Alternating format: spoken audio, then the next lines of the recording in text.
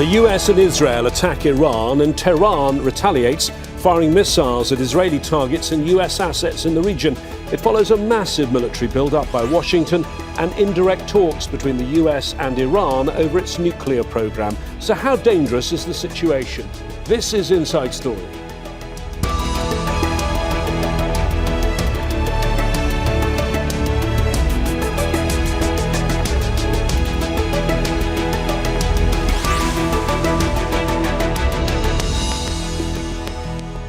Hello again, I'm James Bays. Israel and the US have unleashed attacks on Iran less than a day after indirect negotiations over Iran's nuclear program had wrapped up in Geneva.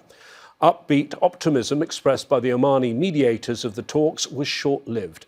Just hours later, US President Donald Trump announced that major combat operations were underway. Iran has responded with attacks across the region on US allies and assets as well as Israel.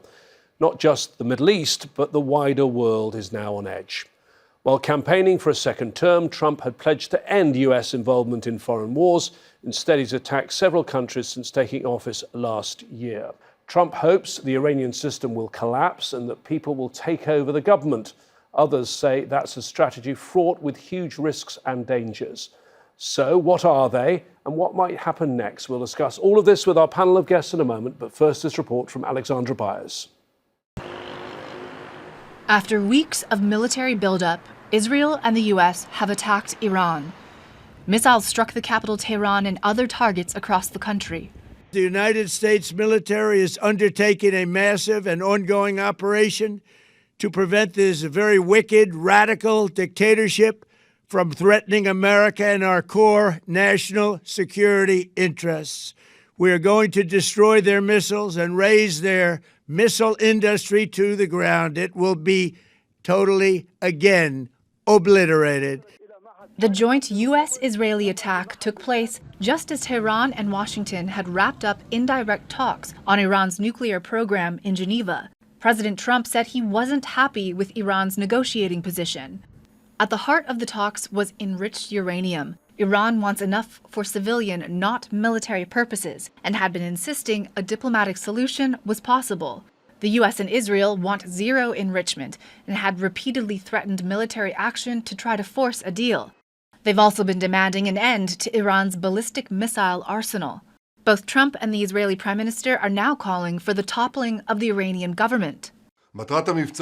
The objective of the operation is to put an end to the threat from the Ayatollah regime in Iran. At this time, the IDF is attacking targets of the oppressive regime, facilities of the Revolutionary Guard, along with the United States military, targeting ballistic missile sites that threaten both Israel and US forces. This operation will continue as long as necessary. Iranian officials say both the president and the supreme leader were safe from the initial attacks. And the country's National Security Council is promising a, quote, crushing response. It's retaliated by launching waves of missiles at Israel and U.S. assets across the region. Qatar, Jordan, Kuwait, and the UAE all said they intercepted missiles on Saturday, while a U.S. Navy headquarters was hit in Bahrain. Iranian allied groups in Yemen and Iraq have announced potential attacks on U.S. bases as well as key shipping routes. The offensive by the US and Israel has sent tensions soaring far beyond Iran, with many of the world's energy supply routes and global markets hanging in the balance. Alexandra Byers, Al Jazeera for Inside Story. Well, let's discuss all of this further with our guests who are joining us today, and we have Daniel Levy. He is president of the US Middle East Project and a former Israeli negotiator. He joins us from London. And Mehran Kamrava is professor of government at Georgetown University in Qatar. He joins us from here in Doha. Well, I think this is a big day. When you look at the history of the Middle East, this is one of those days that will go down in the timeline of events. Let me start with you, Daniel. The enormity of this. We had Trump for some time, and we're all wondering, will he or won't he resort to force? And could it just be a short, sharp attack? And instead, he's come along and said that he's planning a sustained campaign with the aim, he's making clear, of regime change. Beyond that, he wants a revolution as well. Well, indeed, as you point out, James, this is the second time in 8 months that there has been Israeli and American strikes against Iran. Let's be clear what that is. 2 nuclear-armed states attacking a state that does not have a nuclear weapon on a pretense. And the pretense is least credible when the American president claims and the Israeli prime minister claim that there was some kind of need for a preemptive strike. The president has said they just had to say they wouldn't get a nuclear weapon. That's the easiest thing for Iran to declare because it's declared it many times before.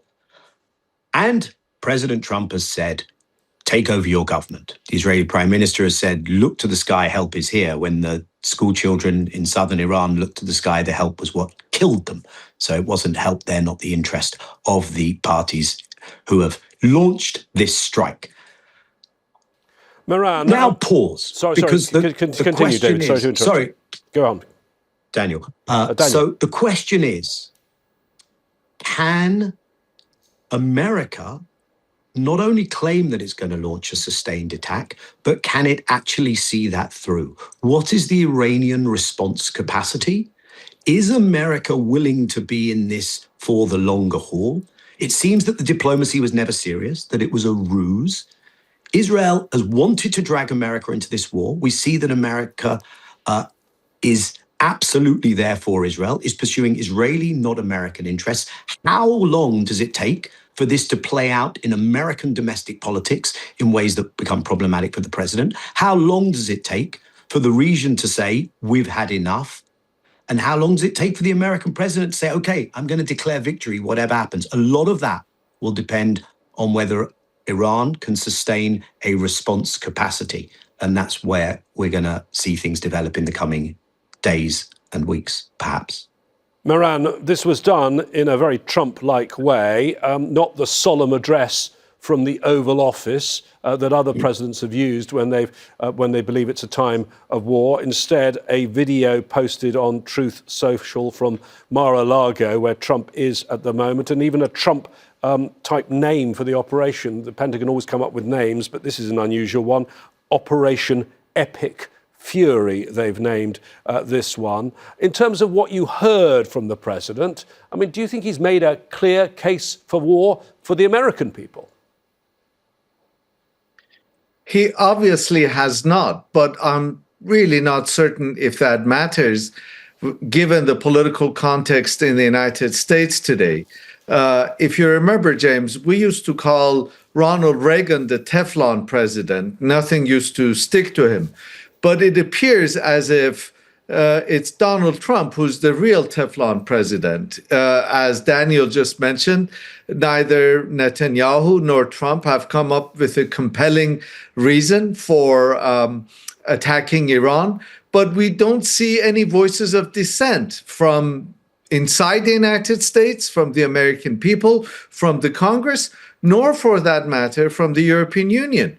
Look at the statements coming out of European capitals. Once again, Iran is being beaten up by 2 nuclear powers, as Daniel mentioned, but it's being condemned for being beaten up.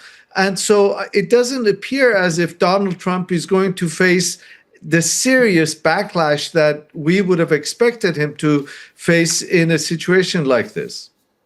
And Daniel, I mean, if you look at previous wars, big wars that presidents have prepared the American people for, 23 years ago, the invasion of Iraq to take out Saddam Hussein, 35 years ago, the attack on Iraq when Iraq invaded Kuwait, those had huge periods of persuading the American people on Capitol Hill, the court of public opinion. None of that has happened this time, has it? Well, indeed, the case is so very flimsy. And here is where I might disagree a little with Mehran on that Teflon president moniker. The president's approval ratings are really bad. The prospects for the GOP, the president's Republican Party, in the midterm elections do not look good. They did not do well when they've been put to the test thus far. Affordability. making America great again is what those who voted for President Trump thought they were doing. He pitched himself as the anti-war president. He established the Board of Peace. This is the Board of Peace's first war. Doesn't look very good.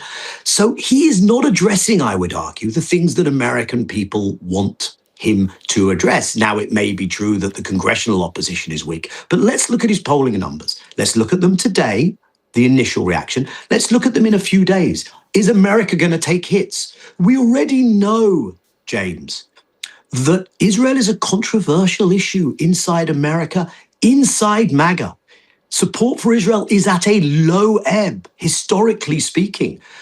You can be sure that as the hours and days go on, much of that MAGA base who were dead against this, were against it in June when it happened, were against the cover that America has been running for Israel to do the genocide in Gaza, are going to say, Mr. President, why are you putting American lives and lucre at the disposal of a supposed ally in the region who we seem to run cover for time and time again, who are totally dependent on us as a protectorate? When did this happen? This happened when the USS General Ford battleship arrived off the coast of Israel because the Israelis needed that cover first. So there's a question mark to me, especially if this becomes attrition, if this takes time, if America takes hits. There's a question mark, I think, that hovers over how long the president will actually be willing to sustain this, especially in a war where it's very hard to make the case that there is an American national security interest. Most of what the president addressed,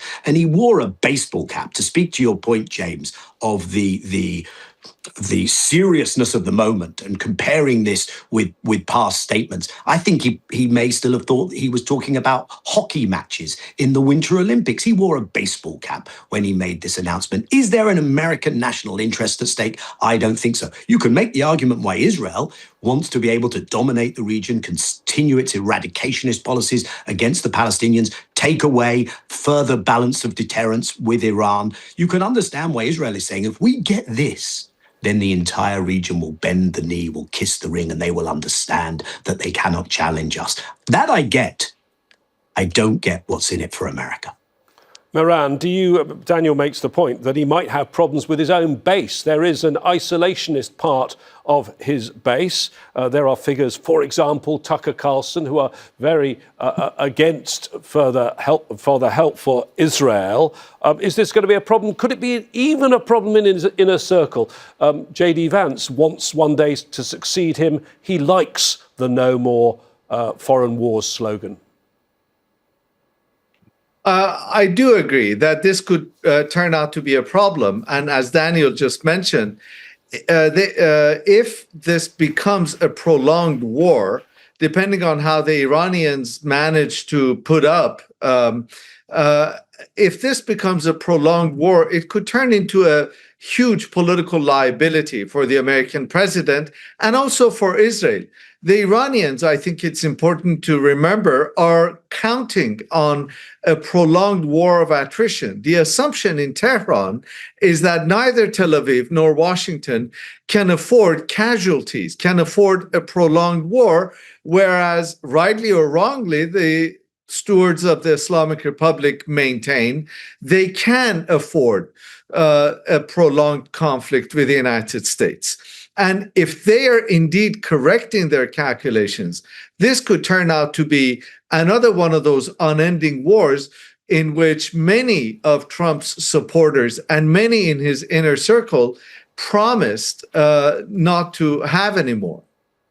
One of the problems that might face President Trump is the fact that he said Iran had rejected diplomacy, yet it was involved in diplomacy just a matter of hours ago, and the Omanis were acting as the mediators, and they said more talks were on the table. Listen to the words of the Omani foreign minister speaking to the US network CBS. Just hours before the war started, he said peace was within reach and they'd made a breakthrough. If the ultimate objective is to ensure forever that Iran cannot have a nuclear bomb, I think we have cracked that problem through these negotiations by agreeing a very important breakthrough. Iran will never, ever have a nuclear material that will create a bomb. This is, I think, a big achievement. This is something that is not in the old deal that was negotiated during President Obama's time. This is something completely new. It really makes the enrichment argument less relevant because now we are talking about zero stockpiling. The Omani foreign minister, who then said he was dismayed when he heard war had started, saying that active and serious negotiations had been undermined and it was not in the interest of the United States. Joining us now, joining our discussion, is Richard Weitz, Senior Fellow at the NATO Defence College. We'll come to you in a second, Richard. But Daniel, listening to the Omani foreign minister, those words are going to resonate, aren't they? They will resonate, as will the takeaway, I imagine, for many, which is America uses negotiations as a decoy, as a distraction, as a way of preparing for war. Who would want to negotiate with these people now? Who would want to be the mediator? Who would want to place themselves in the position of that very honorable gentleman, the Omani foreign minister, who has basically seen himself demeaned and disregarded? An ally of the United States who tried to do that mediation, and diplomacy yet again was used as a ruse for war. Let's zoom it out, James, if I may. What about questions of proliferation? Compare and contrast North Korea, Iran. I think that's going to be a big issue for the region.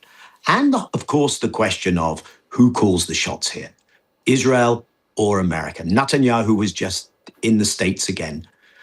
The Israeli press is reporting that that's when the decision was made, and they were simply waiting for the full American deployment, for the USS General Ford to arrive. Let's play a game now in the intervening weeks while the aircraft carrier was on its way. Let's play a game of negotiations. The Israeli political class are foursquare behind this. Only the non-Zionist, the anti-Zionist opposition from the Palestinian community has now said that Israeli politics is 50 shades of militarism. That's the quote of Ayman Auda, the head of the Hadash party. So I think people are going to look at this and say, where is the real danger to this region? Is it the radicalizing, destabilizing revisionism of the state of Israel and what it can bring America in to do? And how does one begin to contain and deter that? And that's the question which probably isn't appearing today, but I think in the weeks and months ahead will increasingly focus minds. Richard, what do you make of Daniel's comments there, that there was never real proper diplomacy here? Diplomacy was being used as a ruse. The US was never negotiating in good faith. And what does that do, if that's true, to US standing in any other issue in international affairs? Right. I would disagree because the President Trump and others of his administration repeatedly said that they were seriously considering the military option. They pointed to the deployment, which was of forces in the region, which was by no means concealed. And so I think that it would have been more of a ruse if he would have said, well, I'm never going to use force. These troops are just on an exercise. You know, the way, for example, we saw the Russians behave in the months and even weeks before they invaded Ukraine. I think here we all thought there was a strong possibility that force was going to be used. And so I don't think even the Iranians were particularly surprised when it was. And I also think President Trump would have considered a diplomatic solution if he had found one that was what he wanted, that is, no enrichment. Mehran, was it clear to you what actually Trump wanted from Iran? Because to me, having watched this over since Trump became president for the second time, the US position has moved. It's changed. And in fact, it's been somewhat confused. Absolutely. I quite agree with you. I don't think President Trump really knows what he wants in Iran. He appeared now to be demanding or pursuing regime change, which is somewhat of an impossible or at least improbable objective when it comes to the Islamic Republic, given the level of institutionalization of this highly repressive political system. And so it doesn't appear that the President of the United States has very clear objectives in mind. As Daniel mentioned earlier, we know exactly what it is that Israel wants. It wants a weakened Iran, probably a fragmented Iran in which the various ethnic communities have a measure of autonomy. But what does President Trump want? That is not clear at all. And there's no indication, I think it's important to remember, that there are divisions within the Iranian political system. The Revolutionary Guards appear to be robustly in control and highly repressive, as we saw just more than a month ago. And so it doesn't appear as if there are any cracks within the political system. And so the Americans appear to have really embarked on another one of those unending wars that will wreak havoc, bring about destruction, bring about lots of casualties on the Iranian side, certainly, but no clear victory for the United States. Daniel, do you think there is any space now for diplomacy? Is there any other mediator can get involved? It is interesting that this operation, unlike previous operations we mentioned 1991 and 2003, the US is doing with no allies apart from Israel. And of course, as you remember, in those operations, Israel was kept out because it was seen as too toxic. Well, of course, you do have the bases in the region, and some of those have now been targeted. And one of the questions will be, what are the messages coming from the region? I think most of the regional states did not want this. Will they now be doubling down on that message? We told you this wasn't a good idea. Now let's end this, Mr. President. I don't think diplomacy in that sense, in the sense of getting a deal done, returning to negotiations that took place in Geneva. It seems like an age ago, but it was literally just days ago. I don't think there's a return to that. Here you really have that huge gulf, no pun intended, that huge gap, as Mehran said, between an American president who it's very hard to decipher what he really wants and is probably quite easily duped a lot of the time, and an Israeli leadership who know what they want. And what they want isn't some fairy tale story of simple regime change. What they want, as Mehran hinted at, is state collapse, chaos, fragmentation, try and take Iran out of the regional equation, and more than that, have the spillover from Iran occupy and be an irritant for neighboring states, the Gulf, Turkey, Iraq. You've also got Afghanistan, Pakistan on those borders. So for Iran to be a big mess, Israel is sufficiently far away. Israel reaps the benefit. Israel imposes its hegemonic military domination. Israel knows what it wants. I'm not sure America does. Richard, one thing I often hear from military experts like you is that no war can be won with air power alone. Does that apply here? It might. This is the big difference between the previous major military deployments of the United States in wars in the Middle East, in particular the two against Saddam Hussein. We saw a lengthy and massive buildup of ground forces because of the need to follow up the airstrikes with actual taking of territory and force a change in the regime. There was an exception, which was the case of Afghanistan, if you consider that part of the region. The U.S. was able to rely on limited airstrikes at first because it had a local partner, the Northern Alliance, it could rely on. Here, it's similar to the campaign that the U.S. launched against the Houthis in Yemen with a lengthy airstrike. Since there wasn't, though, a strong ground force, the army of the government of Yemen wasn't strong enough to intervene throughout the country at that point. The results were mixed, and I fear here that unless they're accurate, that there's going to be some kind of regime change, this may be the case. You may be able to bomb a lot of targets, but to get regime change, you need somebody to go in and actually change the current regime. Mehran, I mean, if you look at Trump's second term, we had him joining in with Israel last year in June. We had the operation in Venezuela at the beginning of this year, which, whatever you think of it, was successfully executed militarily. Trump, some say, is a gambler. He's done very, very well so far. He's been lucky, some might say. But is this his biggest gamble yet? By far. In your opening statement, you very correctly pointed out that this is indeed a historic development.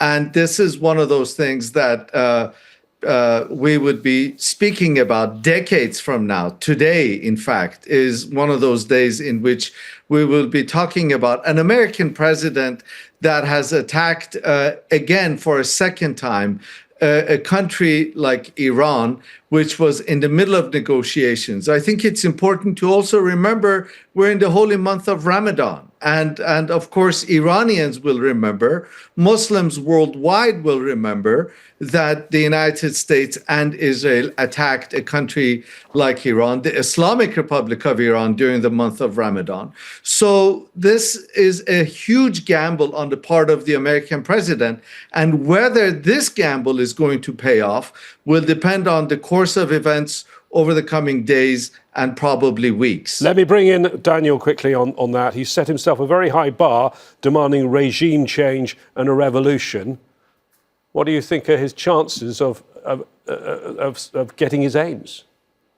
I wouldn't be placing money on that bet if I were a gambling type, but I would look beyond that horizon, James. And I think Mehran has helped us do that. And I wouldn't just say the coming days and weeks, but months, years, and decades. And this is where I seriously question the strategic judgment and even sanity of this Israeli-induced move and of America going along with it, but especially for Israel, for a small settler colonial state in the region to go on such a far-reaching, overreaching mission of humiliating the peoples of the region, of thinking that everyone will fall into step with what Israel is doing by deploying its military off the back of what we saw being done against the Palestinians, off the back of this genocidal campaign. The idea that that humiliation during the holy month of Ramadan adds to it, of course, that humiliation will pass simply. The idea that Israel has the strategic depth, the resilience, the capacity to sustain hits and the pain threshold, not just today and in these weeks. I think this is an Israel that is endangering itself as well by sending the signal that the presence of the Zionist project in the region is incompatible with regional well-being, security, and safety. And I think that may be what is the more lasting impact of this campaign. Richard Weitz, Daniel Levy, and Mehran Kamrava, thank you very much for joining us. Stay tuned to Al Jazeera as we cover developments on this fast-moving story from across the region. We'll have analysis and context at our website, aljazeera.com too. We'd like to hear what you think. Post on our Facebook page. That's facebook.com/AJ Inside Story. Alternatively, you can use X. There, just look for @AJ Inside Story. Until next time, from me, James Bays, and the team here in Doha. If you're in the region, stay safe. And wherever you are, stay well. Bye-bye for now.